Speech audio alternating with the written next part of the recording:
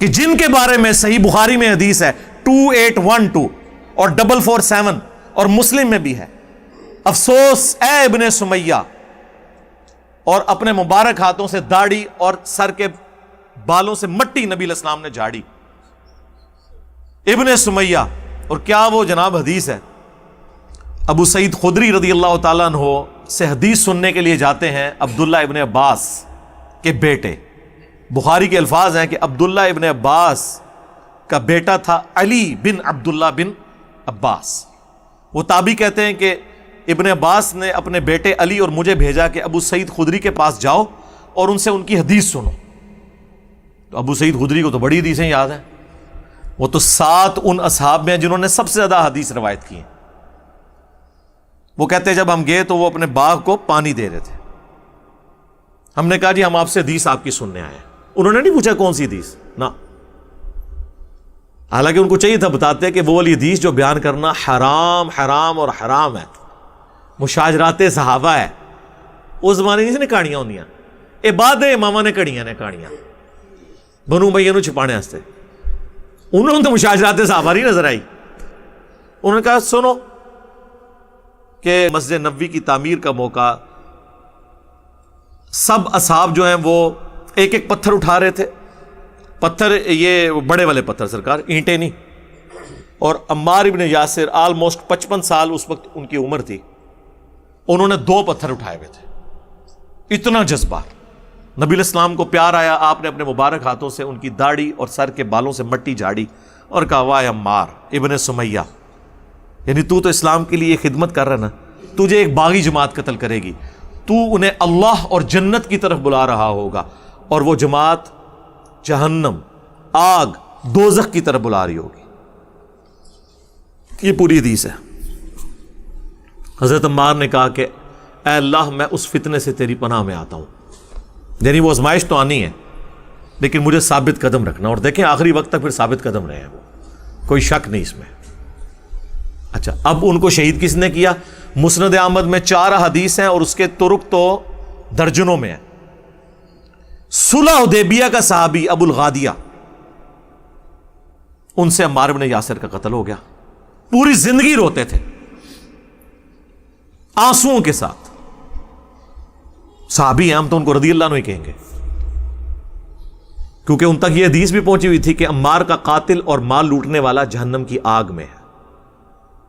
وہاں تو ہے نا جہنم کی طرف بلانے والی جماعت، اسپیسیفک اس کے بارے میں بھی آیا، اس کی وجہ سے وہ ٹینشن میں آتا تھا۔ اب ابن حجر اسقلانی رحمہ اللہ نے کوشش کی کہ کسی طریقے ابو الغادیہ کی بچت کی جائے، انہوں نے کہا کہ نہیں، اسے وہ فضیلت کفایت کر جائے گی کہ وہ بیت رضوان کا صحابی ہے، کیونکہ مسلم میں حدیث ہے کہ مجھے اللہ سے امید ہے انشاءاللہ جنہوں نے درخت کے نیچے میری بیعت کی انہیں جہنم کی آگ نہیں چھوئے گی۔ تو شیخ البانی جو محدث اعظم سعودیہ البانیہ کے رہنے والے تھے، یعنی اس دور کا امام بخاری انہیں کہا جاتا ہے، فوت ہو گئے 1999 میں۔ عرب میں شیخ البانی اور عجم میں شیخ زبیلی زئی رحمہم اللہ اجمعین۔ تو انہوں نے ابن حجر پہ گرفت کی، انہوں نے کہا یہ بہت مشکل تعویل ہے جو آپ نے کی ہے، کیونکہ نبی علیہ السلام جب کسی کے لیے اسپیسیفائی کر دیں کہ عمار کا قاتل اور مال لوٹنے والا جہنم کی آگ میں ہے، تو اب اس سے وہ والی عام فضیلت اٹھ گئی، کیونکہ یہاں پہ خاص بات آ گئی، یعنی ان کو سمجھ آ گئی کیا معاملہ ہے۔ ابو الغادیہ کو بارہ سمجھ آئی تھی، وہ رو رہے تھے۔ آج کا کوئی مولوی ہوتا ان کو تسلی دیتا کہ حضرت کیوں روندے ہو، اسی ہیں نا تہاڈا دفاع کرنے واسطے۔ بھائی جی جنہوں خوف خدا ہوئے نا وہ نہیں پھر ایک کام کرتا، ہم ایک بنا دیں گے نا کلپ انشاءاللہ ابو الغادیہ، آپ بے فکر ہیں، ہم آپ کے حق میں ایک کلپ چڑھا دیں گے۔ وہ تو روتے تھے۔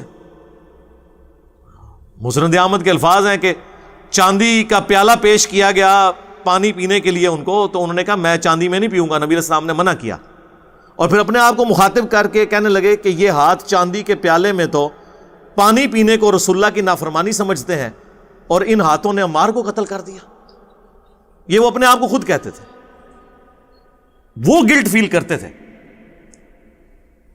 آپ اندازہ کریں، بس جس کے اندر ایمان، ہم تو ان کے لیے دعا کرتے ہیں کہ اللہ تعالیٰ ان کی نیکیوں کو ان کی غلطیوں کا کفارہ بنا دے، ہماری تو دعائیں ہیں مسند ابی الغادیہ پورا چیپٹر ہے مسند احمد میں، ان کے نام پہ حدیثیں ہیں، اور وہ ساری حدیثیں یہی ہیں، اور کوئی حدیث نہیں ہے، اپنے بارے میں ہی ہے کہ مجھ سے یہ ہو گیا۔ اسی مسند احمد کے اندر موجود ہے کہ عمرو بن عاص رضی اللہ تعالیٰ عنہ حضرت معاویہ رضی اللہ تعالیٰ عنہ کو آ کے کہتے ہیں کہ معاویہ عمار قتل ہو گیا، اور رسول اللہ نے فرمایا تھا کہ عمار کو ایک باغی جماعت قتل کرے گی صلی اللہ علیہ وسلم۔ اس سے پتہ چلا کہ حضرت عمرو بن عاص کو بھی حدیث پتہ تھی اور حضرت معاویہ کو بھی پتہ تھی۔ حضرت معاویہ نے کہا کہ تم اونٹ کی طرح اپنے پیشاب میں پھسل رہے ہو، یہ محاورہ تھا عرب کا، کہ یعنی خود اپنے قتل کے فتوے جاری کرا رہے ہو، اگر ہماری فوج نے یہ سن لیا وہ تو پھر گئی ساڑھے، تو ہم نے ان کو قتل کیا ہے، اس کو تو علی نے قتل کیا ہے، نہ علی لے کے آتا ساتھ اور ہمارے نیزوں کے درمیان آ کے پھینکتا، نہ وہ قتل ہوتا۔ اب یہ کتنی دور کی تعویل، یہ اسی طریقے سے تعویل ہے جس طرح یہ لوگ کر رہے ہوتے ہیں، انہوں نے بڑے بھی اس طرح تعویل کرتے سب۔ اب یہ بہت دور کی تعویل تھی۔ اچھا، یہ تو بات کر دی اہل حدیث کے بہت بڑے امام جن کے نام کے اوپر ان کا نام وہابی پڑ گیا، محمد بن عبد الوہاب۔ ان کا ایک بیٹا ہے عبداللہ، اس نے کتاب لکھی ہے سیرت الرسول، ہماری ویب سائٹ پہ فری رکھی ہوئی ہے، P D F download کر لیں، 800 صفحوں پہ ہے۔ صرف نبی الاسلام کی مبارک سیرت نہیں، خلفائے راشدین کا بھی کچھ حصہ اس میں ہے، یعنی ایک جلد میں بہترین بیسٹ سیرت کی کتاب ہے۔ اس میں انہوں نے حضرت علی والے چیپٹر میں یہ حدیث لکھی ہے باقاعدہ، اس کے بعد انہوں نے کمنٹس کیے ہیں یہ پوری حدیث لکھ کے، کہ جب یہ خبر حضرت علی تک پہنچی تو انہوں نے پھر جواباً الزامی جواب کے طور پہ، پکی کے طور پہ کہا کہ اچھا پھر حمزہ کا قاتل کیا رسول اللہ تھے کہ نہ وہ عہد میں لے کے آتے اور نہ حمزہ قتل ہوتا؟ بھئی جو جس کی سپورٹ میں جاتا ہے وہ تو اس کا قاتل نہیں ہوتا۔ بھئی عمار میری طرف سے لڑ رہا تھا، مارا تم لوگوں نے، اور کہہ رہے ہو کہ جی نہ علی لے کے آتا نہ قتل ہوتا۔ یہ اسی طریقے سے کہ نہ یہ روڈ پہ چڑھتا اور نہ مخالف سمت کا ٹرک آ کے اسے کچلتا، وہ بیچارہ اپنی سائڈ پہ جا رہا تھا۔ اور یہ کس نے نقل کیا؟ عبداللہ بن محمد بن عبد الوہاب نے۔